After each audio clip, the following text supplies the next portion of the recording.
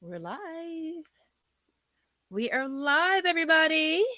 Welcome, welcome to another edition of our books and peeps. I'm just waiting for some of our IG people to come on in so I can tell them to come on over to YouTube. Hey, Immaculate, we're on YouTube. Homeschool Knockouts. Link is in the bio. Y'all come on over, pull up Homeschooler for Life. We are live on YouTube. Homeschool Knockouts. Come on over. All of you guys. Yes. Waves, waves. Come on over, guys. Okay, I hope you guys have your nips and your sips. I have my sips, apple cider vinegar, not homemade. It's my vinegar is still brewing, but I have my sips. And as you come in, make sure you are on YouTube. Make sure you let us know where you don't have to do it. Let us know where you're coming from, what city, what state, your neck of the woods. Okay, guys, IG. This is Niki with Homeschool Knockouts. We are live on my YouTube channel, Homeschool Knockouts, and we are talking about the second law of Atomic Habits by James Clear. Come meet us over there, okay? Peace out. Oh, Homeschooler for Life. If you want to be on the live, we're going to do it on YouTube. I see your request, but send on IG, DM me your email address, and then I can send you a link so you can come in on the live as a panel guest. Okay? All right, guys. See y'all in a minute. Okay. Turn that off. End. Okay. Housekeeping done. Everybody coming in. Okay, let's get right to it because first of all, the second law, y'all, it did not come easy to me. And we're going to talk about it. But y'all come on in. When you come on in, I want you to say where you're coming from, what neck of the woods you're coming from, and give us a win, a 1% win. Remember, we talk about all the things that are positive that we don't even know we're doing. Okay? We want to start having awareness of that. I think one of my lights is low. Let me see. Move up. Okay. So I want to jump right in because I have some chicken in the oven that I have to check on in 35 minutes.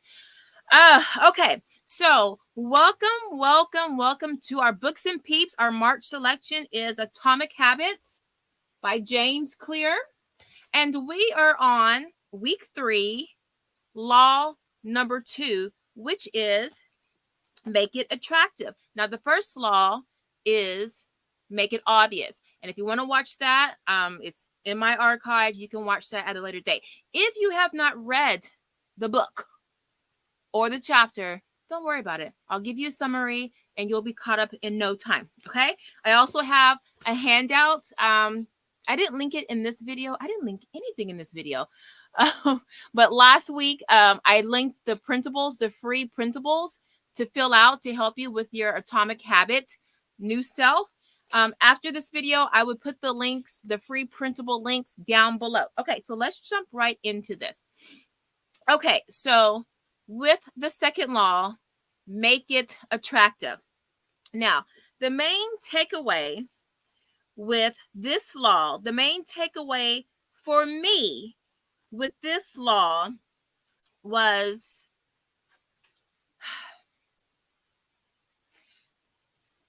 whatever else you have going on in your life, you want to kind of,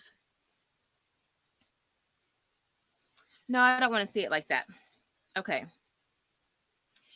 How to make something more attractive. Okay. James talks about how to make something attractive. He talks about how rewards, how we are wired as humans to have this dopamine feedback loop. Now, y'all, some of y'all know, some of y'all don't know. Dopamine is that internal drug, that neurological sensation that makes you want something, crave something, okay? And you get a high off of it. Like always on social media, checking your accounts, seeing how many likes you have. That's a dopamine situation right there. A gambler who has to always pull the lever on the slot machine because the motion of the slot machine and the noise and the pings and everything going on fuels the dopamine rush. Okay. When you're anticipating something, a hot date, or anything that you're really into, your dopamine is up and it's going, right? Okay. So he says that we are wired to chase this dopamine, and he gives this very interesting little case study, or this experiment, where he took these scientists, behavioral scientists, I think they took, let me make sure I'm talking about the right experiment. Now, listen, if you want to come on the panel, go ahead and email me. You can do in the chat. You can put Nick, I want to be on, and I'll check my IG, and then I'll send you the link, and you can pop right on in. Also, feel free to leave comments. Okay. Oh, I'm sorry, I had the wrong experiment. Okay, so he talks about birds. Okay, he talks about some kind of herring or some kind of goose kind of bird. So this is what happened. The scientists discovered that when this bird or goose, what was it, y'all? They said baby birds. Let me get that exact. Okay, seagulls, gulls. Okay, I thought they were herrings. Okay, herring gulls. Now he said how these herrings, the babies would peck at the beak of the mother. Okay, and there was a red dot on this beak, and they didn't know why, but the baby birds always pecked at it. So what they first did, they took these cardboard cutouts, and they just put like a little red dot on it, and they put it where the baby birds were, and just to see if the baby birds would be tricked, right? Like, you should know your own mama, right? Apparently they did not. So the birds were just like on the beak, they were just like ding, ding, ding, ding, getting nothing from it, but they still kept doing the pecking at the beak. And oh, no guys, I'm sorry. Okay, so he did 2. Sorry guys, I read this last week. Okay, he did 2. Okay, so then they discovered that the bigger the red spot, the faster the chicks pecked. Okay, and okay, so they kept pecking. So this is what's happening on the baby birds. So they were like fooled. They were just like habit forming. As soon as they saw the cue, the red dot, they would just peck, peck, peck. Didn't matter. It could have been a loaf of bread with a red cayenne pepper on it. They were just going to peck. They saw red. They saw circle. Cayenne's not a circle, but they saw red, maybe a cherry. They saw red and they pecked. Then they took this experiment to the streets, and they used this the same kind of example with a goose. Okay, this one was funny because my kids were rolling at this. So this goose, this gray lag, whatever the goose is called. So the goose, sits on its nest, sits on the eggs.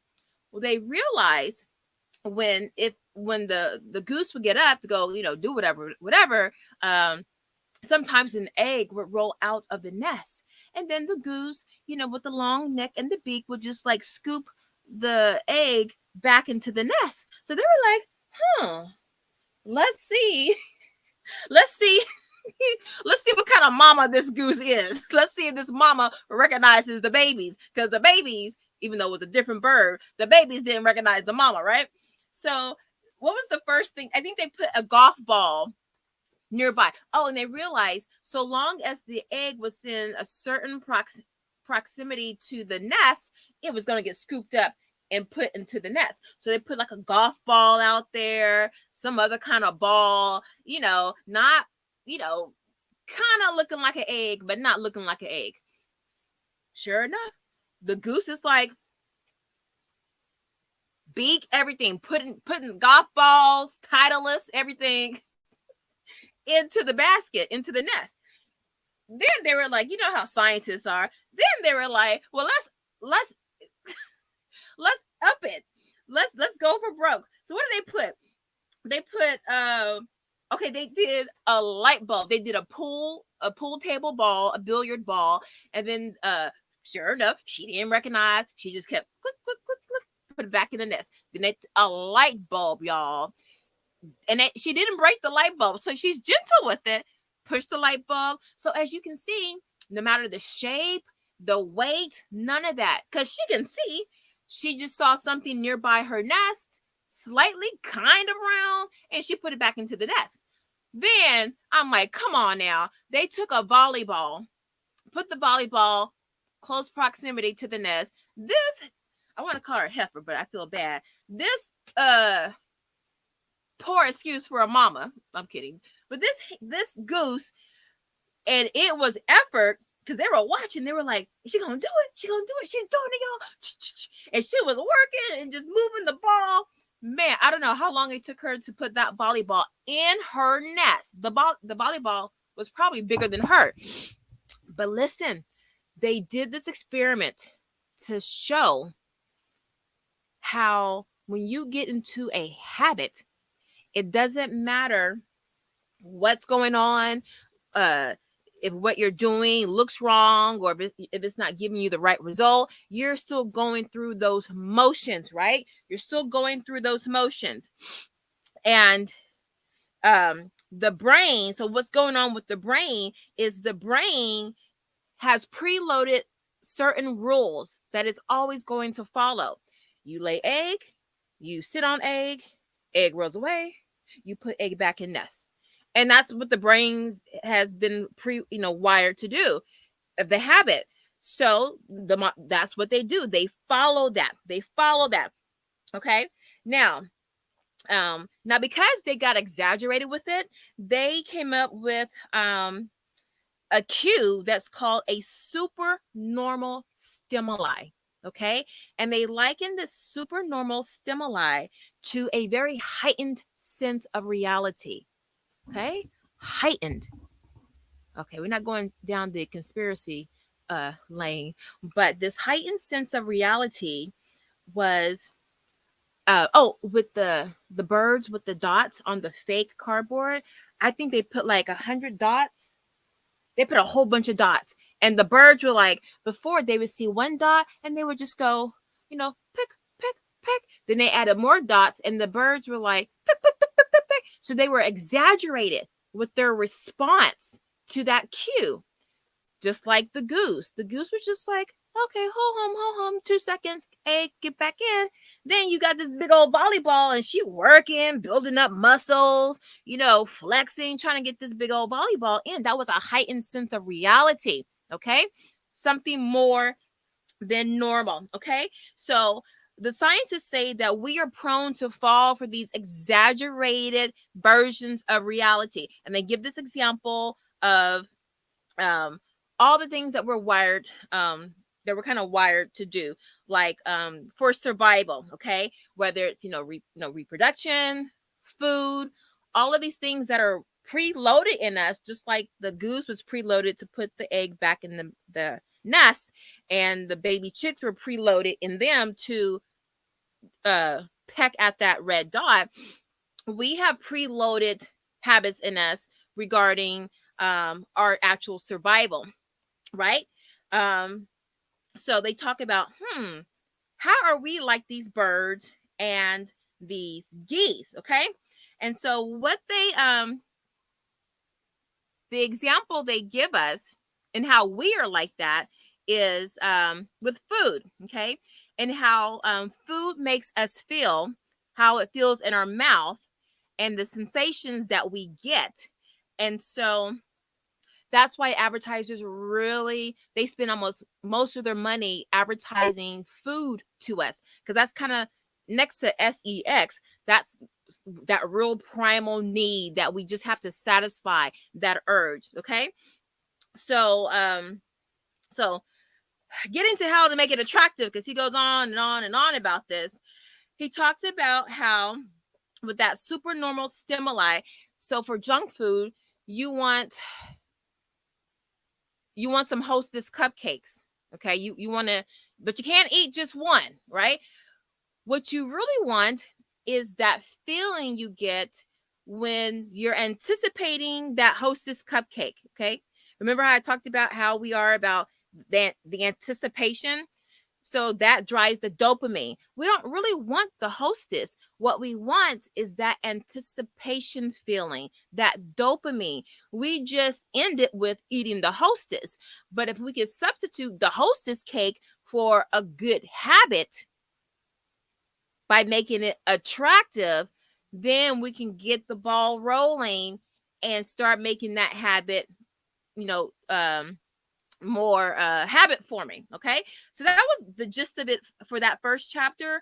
That was the gist of what they were saying, is if you make it super normal, okay, by just really trying to make things very attractive and easy, and maybe stacking it, you can have a super normal stimuli that's positive to help you form your habit. Okay, does that make sense? Because I kind of struggled a little bit with this section.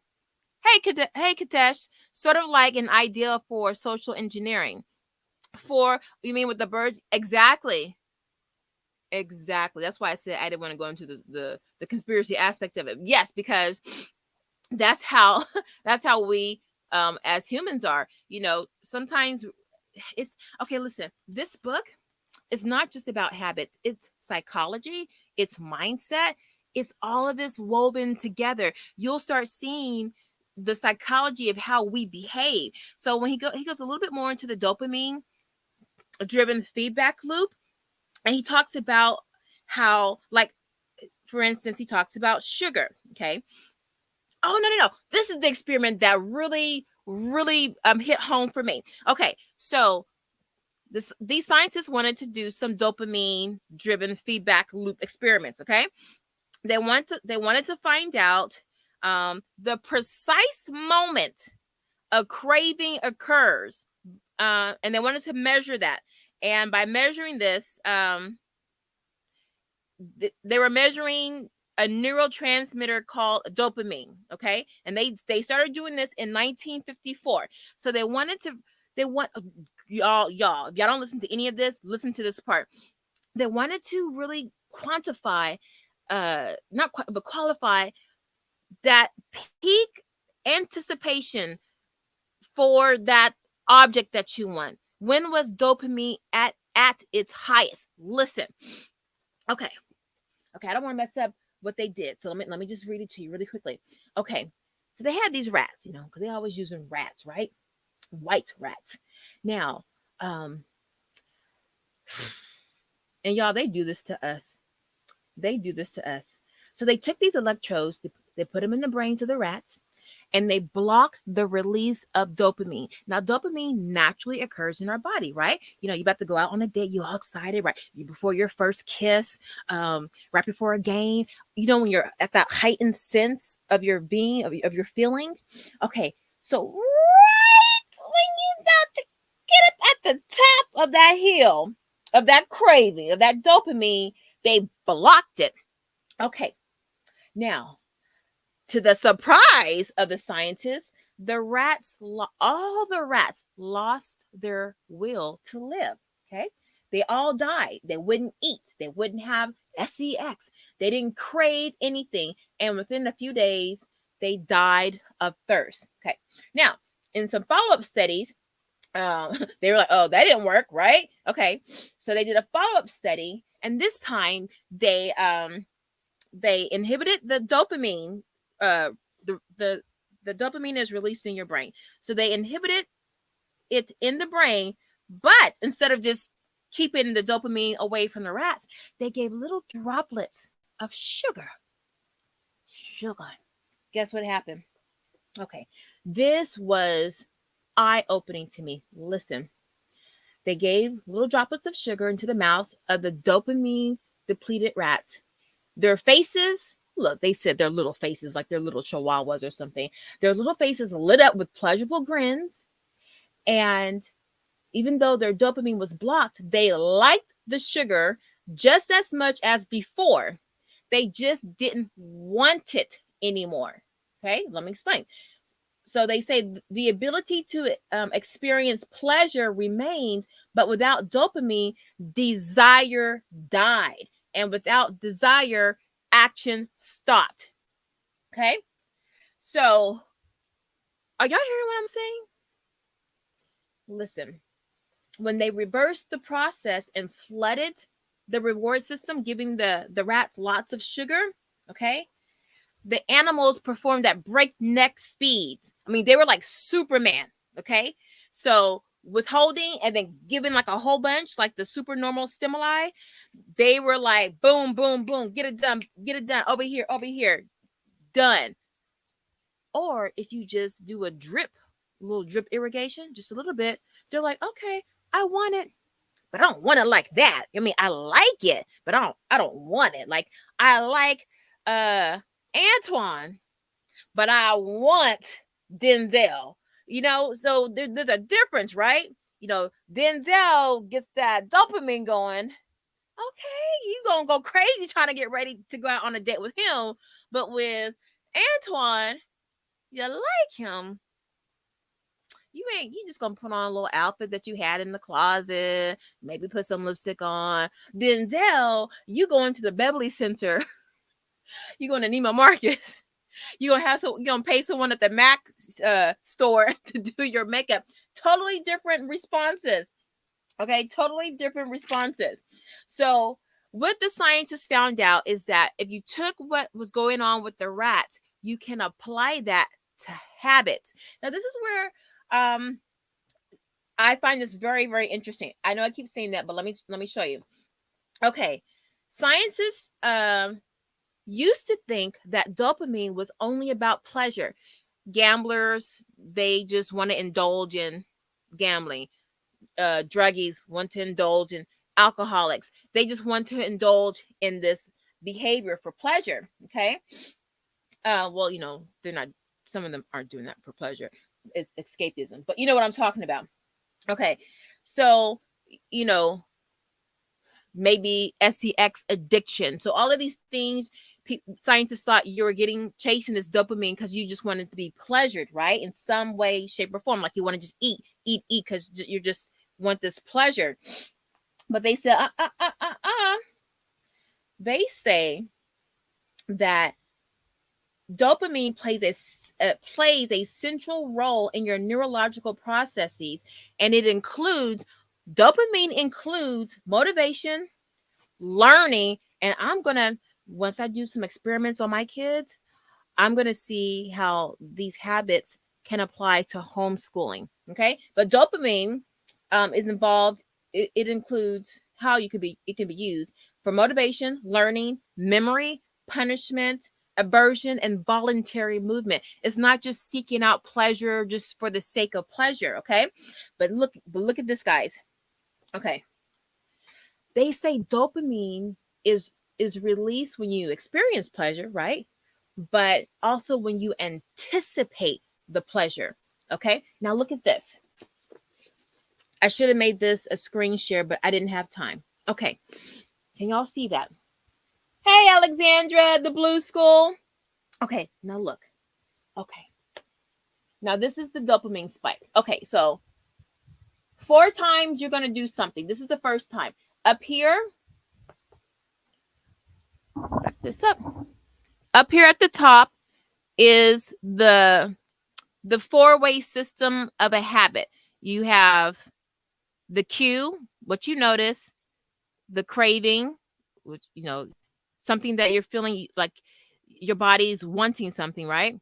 And then your response, you go after it to get it, and then you get it, you consume it, whatever you do, however you get that, whatever that cue was, you consummated that, right? Okay, so this is the beginning of the cycle, and this is the end of the cycle. So let me see, what example did I give here? Okay,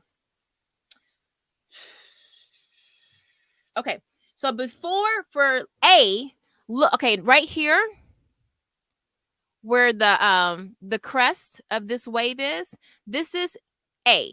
And A says, before a habit is learned, let me read backwards here. Before a habit is learned, I learned this in J school. Okay, see if I can get here and read at the same time. Before a habit is learned, dopamine is released when the reward is experienced for the first time. Okay? So that's here. So that dopamine, boom, is crazy. Okay, let's see let's give an example. Okay, let's go with Denzel. Okay, you about to meet Denzel. Wow, okay. You met him, right? Okay. Now you went out on a date with him. Okay. Date number. See, I'm still gonna be high. Date number 2, 3, 4, and 5. But let's say the next time. Okay. So B, dopamine rises before taking any action. Okay, see here, right when you did the action, boom. Or right before you do the action, boom. There's your anticipation, your dopamine. Now, since you've had it, your body's like, okay, what else you got? This is not new.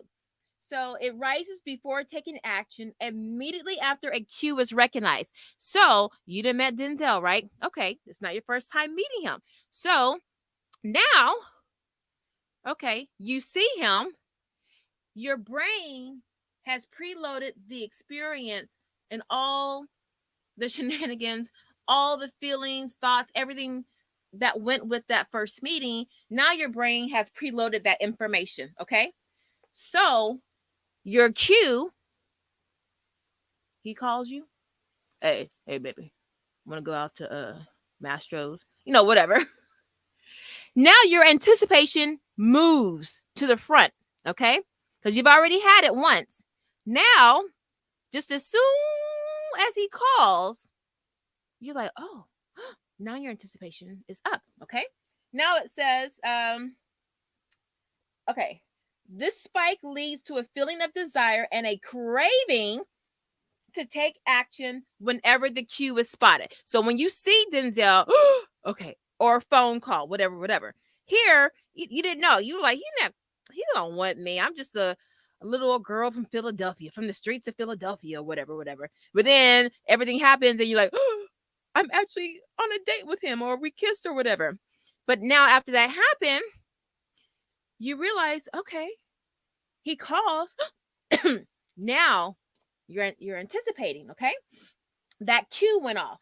Once a habit is learned, dopamine will not rise when a reward is experienced because you already expect the reward. So, okay, first date, you go out to the best restaurant, a Michelin rated restaurant, Mastro's, say Mastro's. The next time you go out to another restaurant. So you've been out on 5 dates, 5 restaurants. Okay, now you're feeling yourself. You know how to act, you know how to dress, you're feeling comfortable with this mega star. Okay, so the ward is like, okay, but now, he calls you, maybe something different, and you're like, oh, okay, you want to go to the red carpet? He calls, red carpet. Okay, so now, this reward, okay, once a habit is learned, dopamine will not rise when a reward is experienced because you already expect the reward. So him taking you out to dinner, you're not going to get this anymore because you've already been doing it. You need something else. That's why they say change it up. If you're in a relationship or you're married, they always tell you got to change things up because now, you just, that dress again, or this dinner again. But you mix it up. Now, your anticipation is early on. As soon as they do something different, you're like, oh, okay. All right, let's move on. Now, C. Not done. However, if you see a cue and expect a reward but do not get one, then dopamine will drop in disappointment. Okay, so you're going out. You're anticipating going out. You go out. Maybe he always kisses you, okay? He does something. He does give you money, whatever.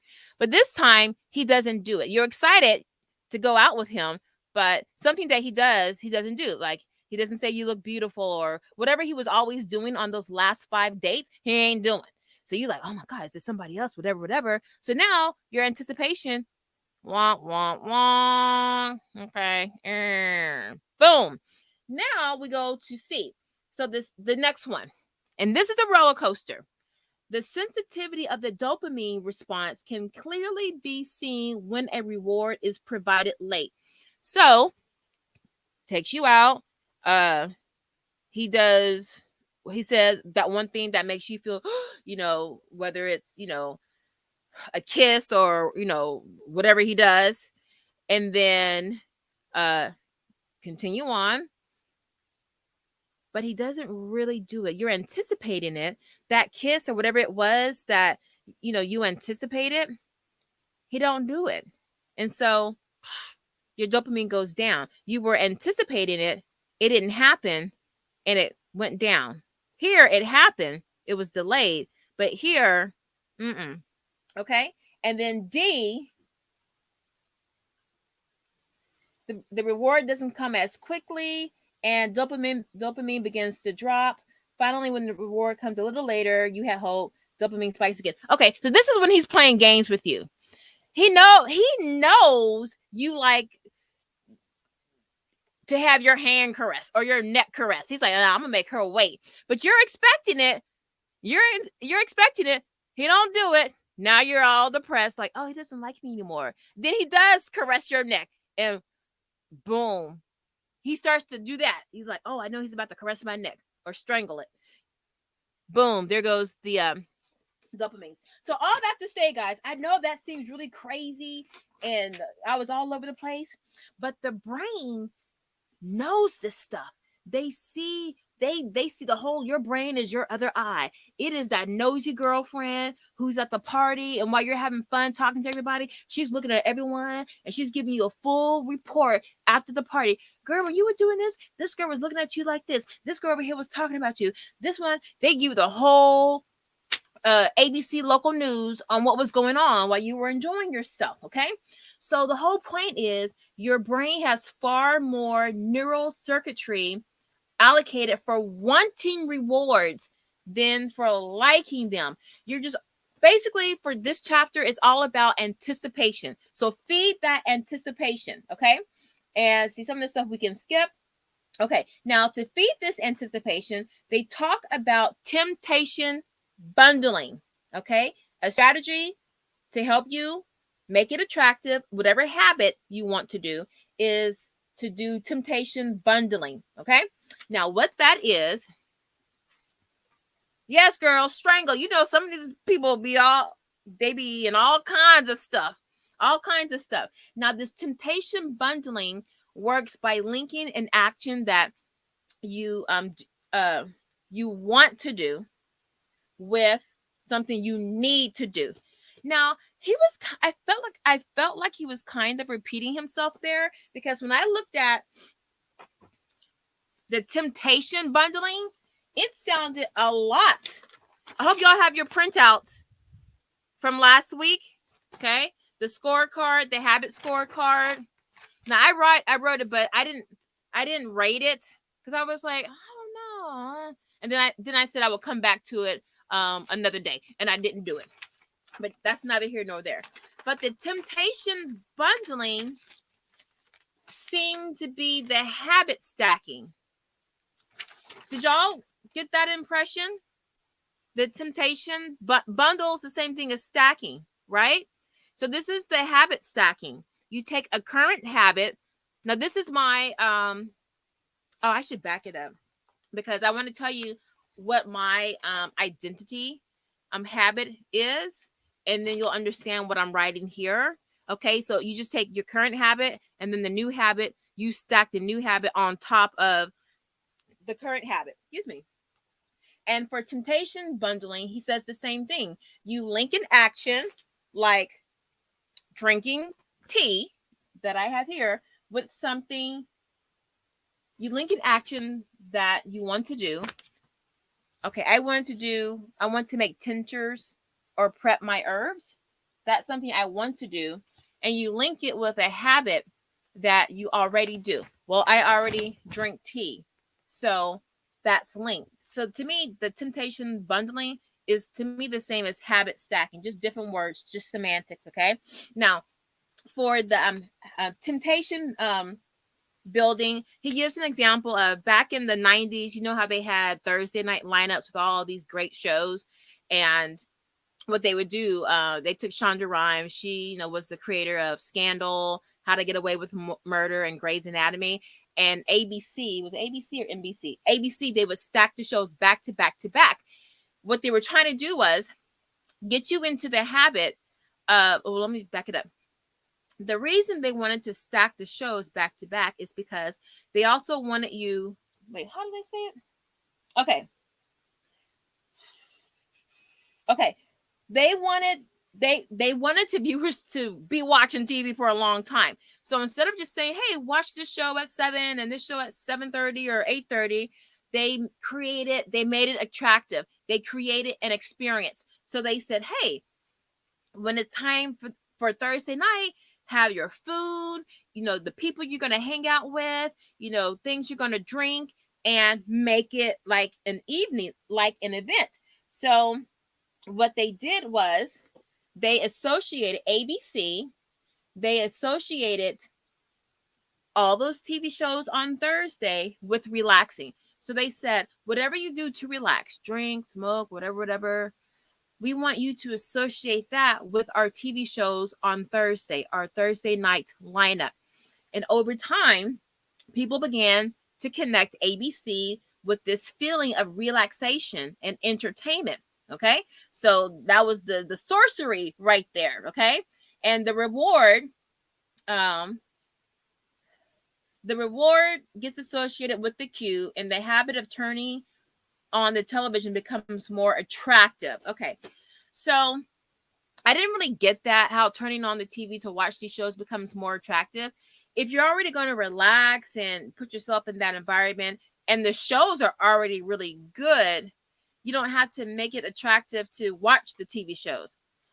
Like if the shows are bad, then I would be like, okay, let me go get my little, popcorn, tacos, whatever, and watch these TV shows. But they were trying to make something attractive that was already beautiful. So I didn't get that part. Does anyone feel the same way? I didn't get that part.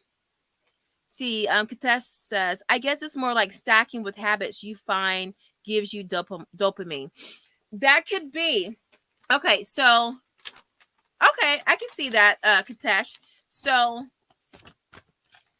my habit to make a tincture or prep herbs is something I enjoy doing. So, but how would I anticipate? Because the temptation bundling is getting that anticipation up high right before you start the habit. So you make that association, that feel good feeling with that habit. Like with ABC, when you want to feel relaxed, you watch ABC.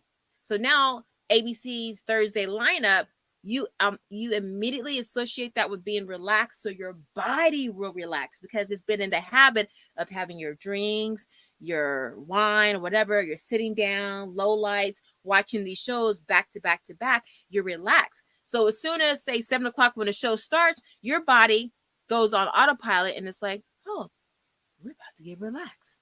Okay, almost like the bird. Remember hitting the red dot? Okay, didn't matter what you put around it, but that target was that red dot. So for us, if you're just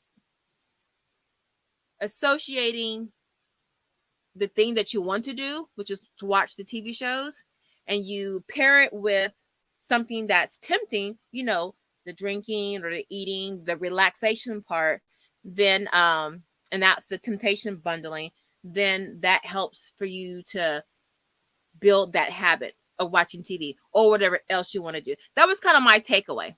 Let me see what else. Some habits are more out of necessity. And here's the other thing. I'm glad you said that, Katesh, because watching an award-winning show that's won 50 million Emmys, that's how hard is that? I mean, actually, that's a habit you might want to break because you don't get anything done in life because you're watching all of these shows. So he didn't really give examples of habits where you're really trying to break them, or a habit that's not fun to do. Okay, something you don't want to do. And so he gives an example: the habit stacking that I told you about, plus temptation building, and the formula. Okay, after I say drink my smoothie, I will make my tinctures. After I make my tinctures, habit that I currently have. What's my current? Okay, after I drink my smoothie, current habit, I will habit I need. Well, I need to make my tinctures. Okay. After I make my tinctures, I will habit I want. Okay, I was confused there because the habit I need and the habit I want. Did any of you guys write that down? Okay, so this is the example of how he describes it. After I get my morning coffee, that's your current habit, I will say one thing I'm grateful for that happened yesterday. Okay, something that I need to do. After I say one thing I'm grateful for, I will read the news. Okay, now I remember. Okay, so you need to be doing two habits, right? Something that you need to do. Say I am an author, so I am a writer. You hate to write, but you know you need to write. So you're going to pair that need to write. Maybe after I make my smoothie, after I come back from the gym, I will write for 20 minutes. After I write for 20 minutes, then I will, and then find a habit that you want, like some kind of reward. Maybe go to Starbucks or surf the internet, just some mindless stuff on social media. Okay. Now I remember. Does that make sense? So basically, to summarize it, for your habit, look at the current. This is why you need this, guys. This is why you need to fill this out. You need to fill this out. The daily habits. So you can see what your day is. So you can see, just to see what my day is like. You see what your day is, and then you can insert the habit you need with the habit that you want. Okay? So this is my day. At least I tried to remember everything. Let's see, Katesh. I feel like you have to mentally force yourself to look forward to the feeling you will have after you have done the things you don't want. So you give yourself a reward after. Yes, that was it. Thank you for clarifying that, Katesh. So basically, for me, my identity habit is I am an herbalist. What does that look like? What does an herbalist look like? Well, number one, you got to have, for me, you got to have knowledge, right? So all of my herbal books are right here. And now I started putting some of my herbs in containers, but some of my other herbs, I had them in the bags that they originally came in from Amazon. Okay. And I'm growing my own medicine cabinet. So I said, for me, these are the 5 things that I think an herbalist would do. Okay. And I went and did some research to verify it. So they all have their herbs. Oh, hold on. Let me take this off the screen. Hey, Jessica. Hey, welcome, lady.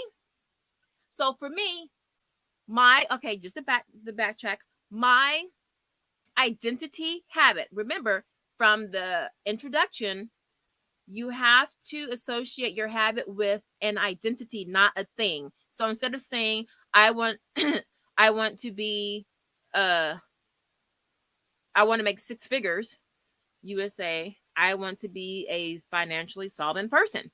What does that look like? What do they do? And then you look at the habits of what they do, and you build those habits into your identity, and then you become that. Instead of saying I want to quit smoking, you would say I'm not a smoker. Now you're not a smoker. You start to think like that, and you start to do the things that people who don't smoke do. Okay. So for me, I want to be an herbalist. So I looked up, what does that entail? Well, number one, I got to get my knowledge up. And at the base, I need to know a whole bunch of different kinds of herbs and what they're used for. So I started putting a lot of my herbs into mason jars. Now, I had already done this, but I just threw them in a jar and stuff. But this time, I took my time to label them. Took my time, and I said, okay, I'm starting to feel this is looking pretty good, right? There we go. Stay. And so now that I have these on my counter next to me, after I drink my smoothie or my shake or my tea, on the days I go to the gym, I have a shake afterward. The days I don't go to the gym, I'll have tea. So when I come back from the gym, when I'm making my shake or my tea, while it's in the blender or the tea kettle's going, I can take, whatever tea concoctions and make a little tincture, or put some of my herbs away, label them, or read up on, what does this herb do again? So I can build my knowledge up. So for this chapter, let me show you. After my current habit, after I come back from, after I make my smoothie or after I make my shake, I will, this is what I need to do to become an herbalist. But am I always going to really want to do this? But I need to, but will I want to do that? Remember the wants and the likes? No. So let me add something that I like to do. Like, I'll check, my IG. Oh, is the cornbread and the chicken, is it ready? Okay, can you turn the stove off, baby? Is the chicken browned on top? Is it black on top or is it brown on top? Okay. All right. God, about the chicken. Okay. Okay. So where was I? So, I work out. I come in the house. I make my shake. Now, it smells good too. I said, okay, make my shake. Now, this is what I need to do. I got to get my game up on becoming an herbalist. That's my identity. But I'm not gonna always want to be doing this stuff, this habit stuff. But I need to. So after this habit stuff, let me pair it with something that I like to do, my reward. And that will probably be me like checking my social media. Okay. Something fast and quick, quick little dopamine, and then I'm out. So yeah, that's exactly what I'll do. Let me write that down before I forget. So does that make sense, y'all? So you need to print this. Go to my previous video. These are free. This is from James, his website. Print this out and write it down. So after drinking my tea, I will, what did I say I was going to do? Yeah, I forgot. Wait a minute. Oh, it was already here. I will make my tincture. After that, I will surf social media. And I'm going to change that because I really don't want to be on social media. Okay. But that's it. So you got your 4 things. Current habit, the habit that you need to do. And then after that habit, you do what you like. There's just really 3. Okay. Current habit you need to do to have that identity. Okay. And then your reward. That's the gist of the second law, y'all. That's it. Now I can go through the rest of this book, but this is the cheat sheet right here. All you need to do is look at your daily list, what you do in a day. Find a spot in that day where you have some kind of habit. that you can piggyback off of with a habit that you need to do that corresponds with your identity, okay? And then once you find out what that habit is, then think of things that you like to do as a reward and then stack that right behind it, okay? That's it. Good night, y'all. We're done. Anyone have any comments? We don't have to go through the whole book. I mean, they have good examples, but Jessica says, I just bought about 40 packets of herb. Yes! Oh, y'all, that's a win. Y'all know y'all supposed to come in here and do the wins. That's a win. From Baker Creek. Yes, I like Baker Creek. Look, do I have their right here? This is their other magazine. Yes, but this is so good. I can't wait to get started. Beautiful. Guys. Now, okay, so y'all are not going to just have me out here by myself talking about my habits and stuff. Y'all need to share your habits. If you have already started and you don't mind sharing, type in the chat, what's your identity habit? Mine is, I am an herbalist. Yours could be, I'm a sophisticated lady. Maybe because maybe you want to work on, looking a certain way and carrying yourself a certain way. Maybe your identity is, I'm a bomb ass homeschooler, a homeschool mom. I rock. Okay. I am a farmer. I am a homesteader. I am financially solvent. I am a business owner. These are identity habits. These are habits that you choose that tie into your identity. Okay? Just think of things that you're interested in, that you've always been interested in, and see what kind of noun you can associate with that. If you always, let me see. Oh, y'all, my lipstick's getting old. Y'all didn't tell me that. If you are always playing music, maybe that's a clue. You might be a cover musician where you play in cover bands, going to different clubs. If you dance a lot and you love that and you really want to take that somewhere, maybe your identity is, I am a dancer. Maybe not a professional dancer, but a dancer nonetheless. So now you need to find out where the classes to go to learn, where the dancers go to get their stuff, so you can meet them and hang out, competitions or performances. You just start to throw yourself into that world and you start to think like it, and then your habits come, okay? They align with that, okay? Also looking at medicinal herbs myself. Girl, look, we need to go. You need to come on over to my Messy Homesteader channel, because I'm going to be doing some videos on my medicinal herbs, and I'm growing quite a bit. I lost a harvest of them and I had to start all over. Some of them survived, but I'm really excited about that. So think of your identity, okay? And just write it down. And then the next step is your scorecard, your habit scorecard. This is really important. Don't even go to the second law until the first law is done, okay?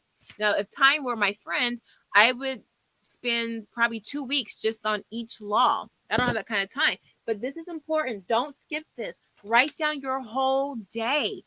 Don't set yourself up for failure. You need to see your day so you can best time when to introduce the habit you need to do that reflects your identity, and then the habit you want to do that's fun. Because you might decide at 1 o'clock, okay, well, I'm going to go ahead and make my tinctures. And then after that, I'm going to check my social media. But when you choose that time, your kid has rugby practice, or that's when you have to walk the dog.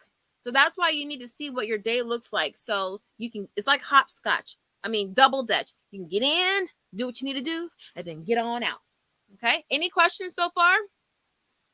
Okay. So guys, I can keep going on with this section, Basically, he's saying the second law of behavior change is to make it attractive.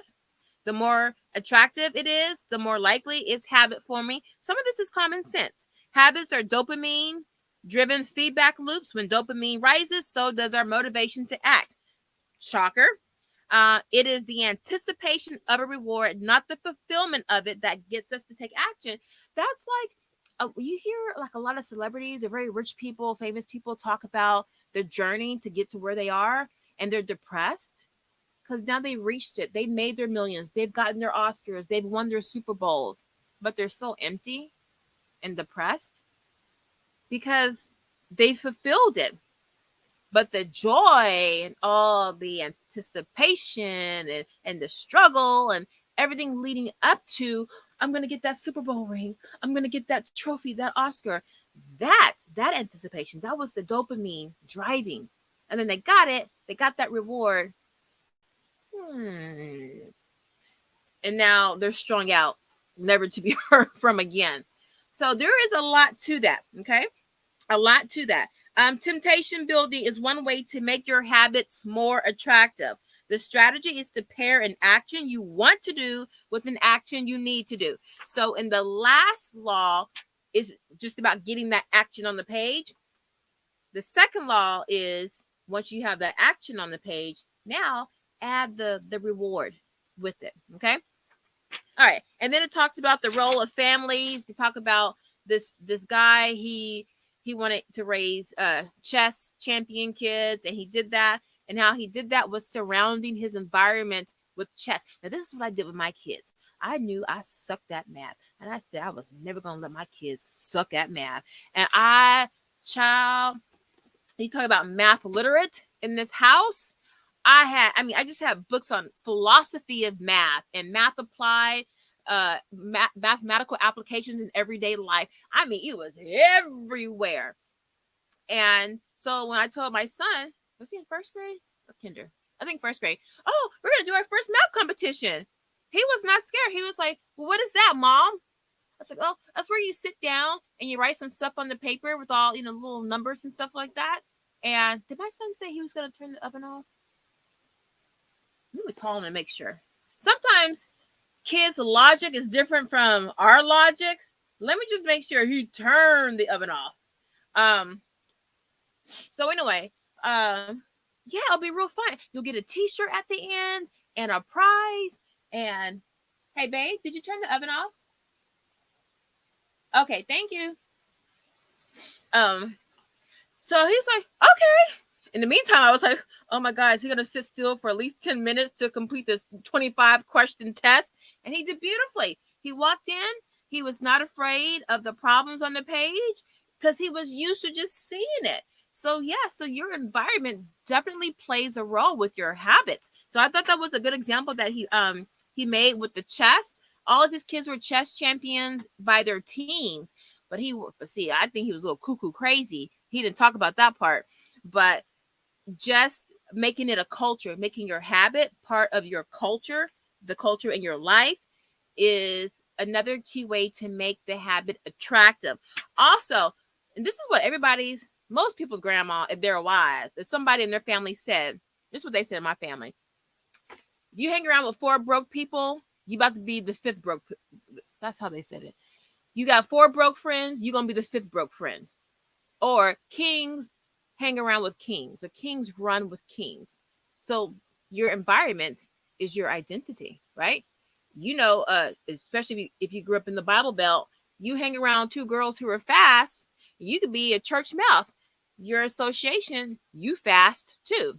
So your environment aligned with your habits, or can align with your habits. It can bring you over to that habit, or it can, repel you, right? So I thought that was interesting. He talks about how humans are herd animals. Yeah, we know that from what's been going on in the world the last couple of years. Behaviors are attractive when they help us fit in. Okay, then this is something real interesting. We imitate the habits of 3 groups of people in particular. This is what every guru has been saying since time immemorial. You hang around with rich people, you raise your level up. But the inverse is you hang around with raggedy, poverty-minded people, you get brought down. Okay? So when you're evaluating your relationships, think about, am I the weak link or is someone else the weak link? Can I grow from these associations or am I going to be stagnant with these associations? And then make your appropriate moves, make your executive decisions on what to do from that. So, oh shoot, it's 7. I got to hurry up because my son he's coming home from football. So we imitate the habits of these groups of people when we're close to them, close proximity, when there are lots of people. And he gives a really interesting scenario where you know you're right about something, but because everybody else says something different, you change what you know is right, where you don't believe your own eyes, just to go along with the group, okay? Because you don't trust your own self. So we imitate, people who are close to us when we're in a group, and powerful people, okay? And you can read that on your own. Let's do this. And then the final chapter talks about how to find and fix causes of your bad habits. Now, for this one, he talks about how every behavior has a surface level craving that has a deeper underlying motive. And that's true. If you're craving ice cream all the time, you're probably craving some kind of attention, maybe somebody to look at you because, you're just not feeling good about yourself. And the ice cream gives you that dopamine that makes you feel good, as if someone was like looking at you, giving you a compliment or saying, hey, would you like to go out for coffee or something like that? So we have these deeper motivations, and they're linked to our innate survival skills to conserve energy, obtain food and water, find love and reproduce, connect and bond with other people, reduce uncertainty, have social acceptance, on and on and on. Oh, and sidebar, if you go to his website, jamesclear.com/business, you can get these habits applied in a business setting. If you do jamesclear.com, and I'll link that down below after the video. I think it's cheat. It's let me just show you. I think it's cheat sheet or cheat habits. Let me find that for you. He gives you, because it's kind of hard. It's a cheat sheet. So I'm sorry, atomichabits.com/business or atomichabits.com/cheat sheet. And this is the cheat sheet. So guys, if you really don't want, or you don't have the time to read all the chapters, go to the end, read the chapter summaries, and then there's always a cheat sheet at the end. So you see here, my hand. You see here how he reviews. He does like spiral reviews. He reviews the previous chapters and laws, okay? And then he shows you where you are. So we do first law, second law, and then third and fourth to come. And he gives you the key points, okay? So if you just read the key points and then you need more information, then you're good. So for the second law, use temptation building, join a culture where your desired behavior is normal, and then create a motivation ritual. Being with, I've always been around athletes, some professional, semi-professional, and amateur. So many of them have rituals, pre-game rituals, things or people who take tests, they have, their pre-test ritual, what they do, the things they have to do that gets them in that mindset to go and conquer what they need to do. So if you can establish some kind of a ritual, then that helps to make your habit more attractive. And what does that look like? Really quickly. So he talks about habit forming and what the underlying issue is. So he says, if you're looking for love and for love, you would go on Tinder. If you're looking to connect, you would go on Facebook. If you're looking for social acceptance and approval, you post on Instagram. If you're looking to reduce uncertainty, you start Googling things on, you're on Google, okay? If you want to achieve status and prestige, you play video games, get your points up or whatever. So all of these things that we do, we're not just doing them just to be doing them. a lot of them connect to something deeper inside of us, okay? So he says your habits are modern day solutions to ancient desires, to love, to eat, to get water, shelter, all of that, okay? And our habits are all about association. So watch the company you keep, okay? And then the rituals. He doesn't give a lot for the rituals though, okay? Doesn't give a lot for the rituals. Yeah, hopefully he has it on his website under resources, because he just says what a motivation ritual is. Just something you do, you associate with your habits that you do before. You use your cue as a bit of a motivation. So for instance, if you always play the same song before having SDX, then you'll begin to link the music with the act. Whenever you want to get in the mood, you just press play. So that would be your pre-game or your ritual to get you going for that. So hopefully he has more examples on, I think he has some templates. I'm going to see if there are more examples, because I would like to see what other people do for a ritual to get them motivated. Okay. Because that's the hardest part, getting motivated. Right. So, and that's it.